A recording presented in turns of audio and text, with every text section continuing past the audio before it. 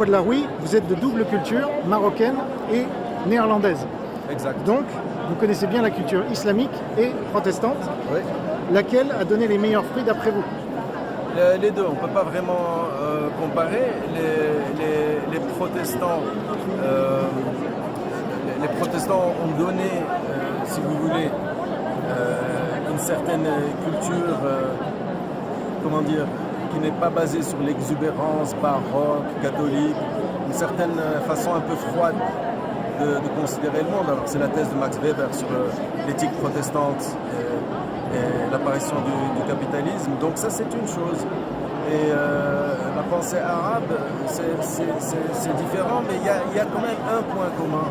C'est que dans les deux cas, aussi bien chez les protestants qu'en islam, on parle beaucoup de responsabilité personnelle, de réflexion personnelle. C'est-à-dire qu'il n'y a pas une autorité comme l'Église catholique avec le pape, la curie romaine, les cardinaux, les archevêques, les évêques, toute une organisation qui pense à la place du croyant d'une certaine façon. Ça, il n'y a pas. Les protestants essayent de lire eux-mêmes la Bible et de penser par eux-mêmes.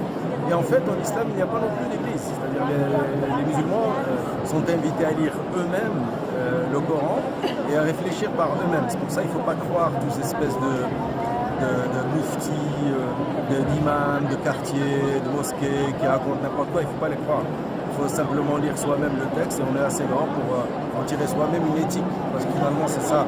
Ce que c'est qu'une religion, c'est un texte révélé, si on croit qu'il est révélé. C'est un texte, et à partir du texte, on crée sa propre éthique. Merci beaucoup. Voilà.